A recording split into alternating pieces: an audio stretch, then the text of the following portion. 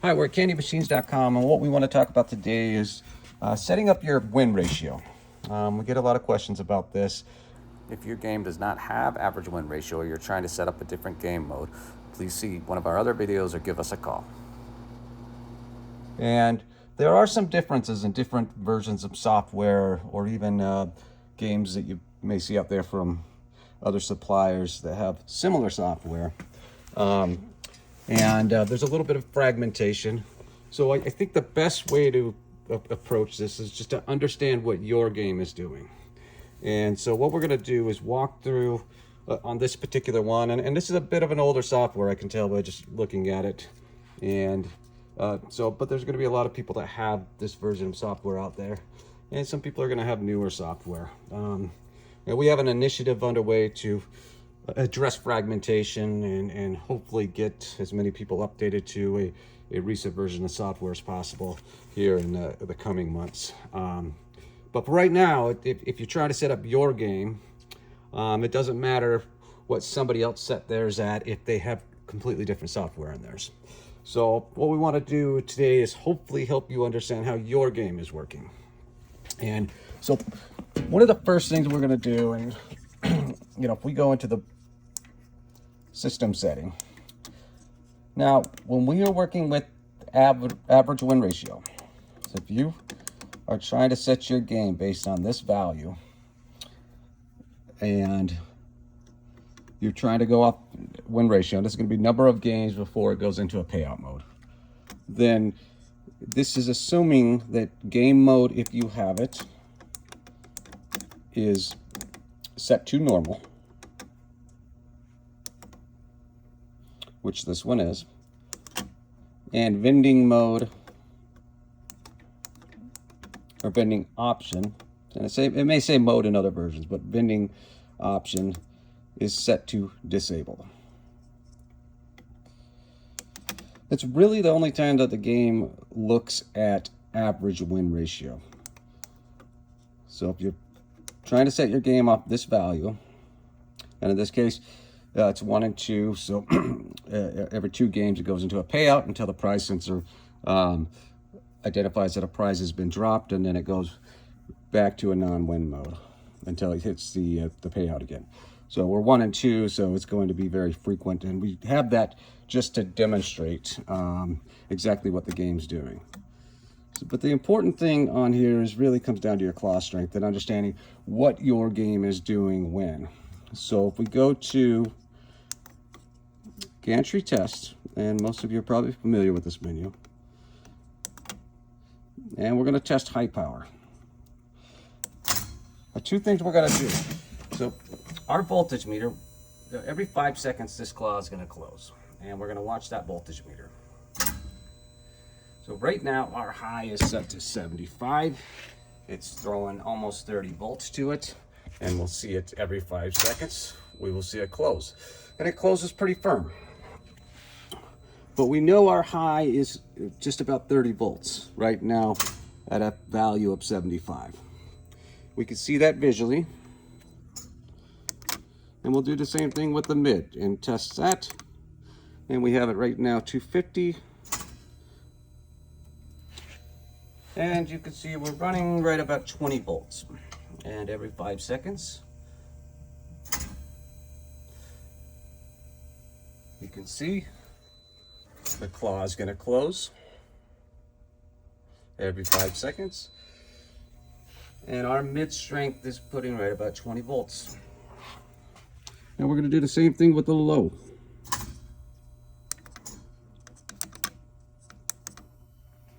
And right now we're at 12. We are at about 7.3 volts, going at claw strength 12 on our low. And we'll see that there's basically very little charge going to this. And if we were to up that a little bit, say we're going to go to 15, and it changes it to about 8.1 volts.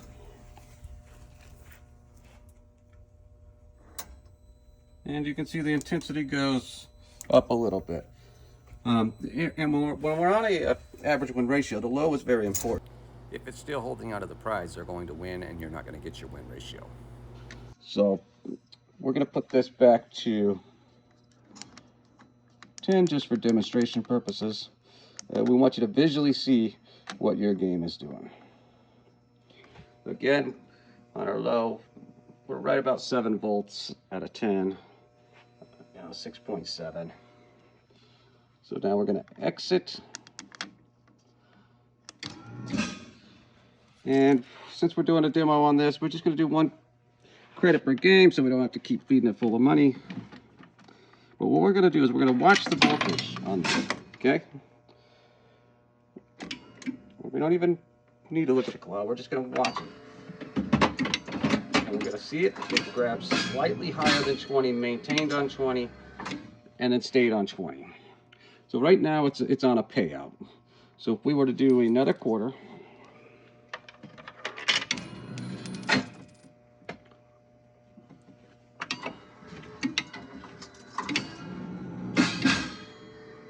we could see that it's in a payout mode. It's staying at that mid value just by watching the voltage meter. So we're going to trigger the sensor.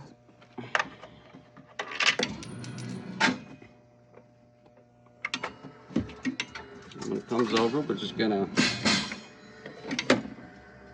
put our hand by the sensor real quick. That should clear out the payout.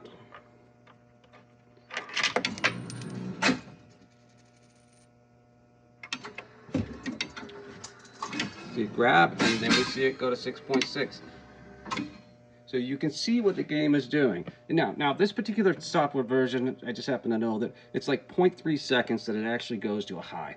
And you can barely even see that. You'll see it slightly register when it's on a non-payout mode. It's slightly higher than 20 volts. But it really maintains on that mid, that 20 volts for most of the game. And then when it's on a non-payout, you see it go to that low. So understanding what your game is doing, regardless of what software version you have, and what your buddy or your friend who has a machine that they bought a year ago, what they have their settings at. What's important is what do you need to set yours at. So now that we've played it, and now we're going to see it get back into a payout mode. Now this is because we are in a 1 and 2 right now. So every second game it goes into a payout until that price sensor is hit. So you can visually see that.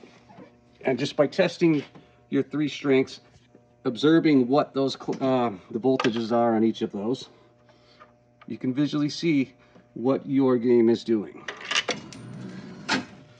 So again, we're going to play it, and we'll hit the sensor and clear that payout.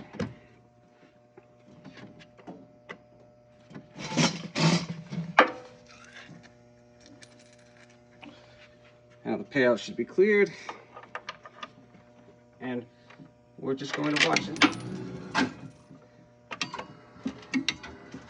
Slightly higher than 20, and then to 6.6. You see it run through those voltages. Low being the most important if your game is winning too much. So if you're winning way more often, or your payout, your meter's telling you that more prizes are going out, way more prizes than they should, then what we want to do at that point is we want to test the low voltage with your actual prizes in there. There's some variables here. If you're running rubber tips and you have a very light plush, it's probably maintaining a hold too often on that when it goes to that low setting. So what we want to do is we're going to test our low. And we've got a little octopus. It's pretty light, but we can see that low will not hold on to that. So we should not, with these settings, be getting a win ratio that's way higher, meaning way more prizes are going out of the game than they should. So if we are at, say, a higher value on this, and we're going to go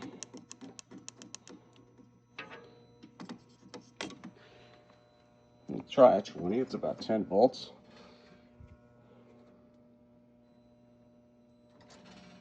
And even then, it's not grabbing onto it. So that's good. So what we want to do is make sure that when that low strength is on, that it cannot hold on to those prizes that you have in your machine. So if we were at, let's go way higher, just to illustrate this.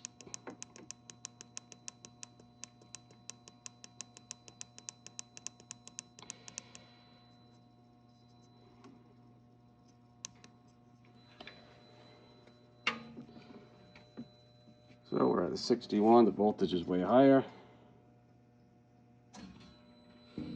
You can see it's holding on to that, so it's going to win on that. And so we know we need to lower. So to be way safe, if you go to 10, this should never hold on to it. Now it might be a little bit too dramatic for some of you, and you may want to adjust that a little bit. And depending on the weight of your items and whether or not you have those rubber tips are going to be the factors that may change what values you need to have on your game. But the bottom line is, if you have a small plush like this, there's really no reason to have the rubber tips on there. I know our games have them because if you're using other items that are a little heavier or a little harder to grab, then you can use those rubber tips. But again, the important thing here is to understand what your game is doing, and you can visually see it with your voltage meter. Now again, this is only if you're using average win ratio, and this assumes that your game mode is in normal, and vending mode is disabled. You know, if those things, if you're in random mode 1 or random mode 2, it's not even going to look at win ratio, so you're trying to adjust settings and dial something in based off something it's not even looking at. So, you know, first thing first, go in there. If you're just looking at the win ratio and you want a static win ratio, meaning every so many games it goes into a payout until the prize sensor says that it shows that a prize has been dropped, and then it resets itself. Then you need to be in game mode normal if you have a game mode. Some of the older versions don't have a game mode. If you do not have a game mode, it's already in that mode as long as vending mode is disabled. And again, vending mode would be disabled if you do have a game mode. Then you'd want to make sure the vending mode is disabled. So that's the quick and easy way, regardless of what software version you have, regardless of when you bought the machine. You can visually see exactly what your game is doing and dial it in based off that. The other factor would be testing that high and the mid. So if people aren't winning enough, you go to your prize meter says, well, no, I've got my ratio set at 1 in 8, but they're only winning, you know, 1 out of every 25 times. And you've checked your game mode settings and you're on a game mode normal, vending mode is disabled. Then you may want to check your mid and your high. And you do that by doing the same thing. And that's with your prizes and what you have in your machine. Every 5 seconds when you're on that high test, you want to make sure that it holds onto that item firmly. And in this case, it does. If we do that same thing with our mid,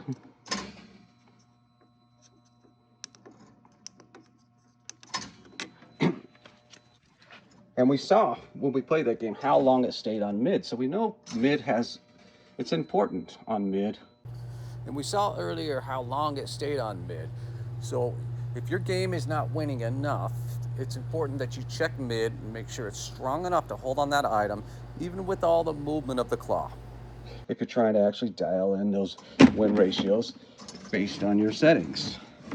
So when you get to your game and you look at your game and your prizes and not what somebody else has their settings at, but you want to dial it in based off what your game is doing, and the variables there may depend on what software version you have, whether or not you have rubber tips, and the type of items you have in your machine.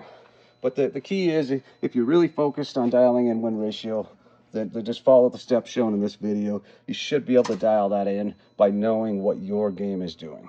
If you have any questions, please give us a call. We will have other videos that talk more about vending mode and how that works.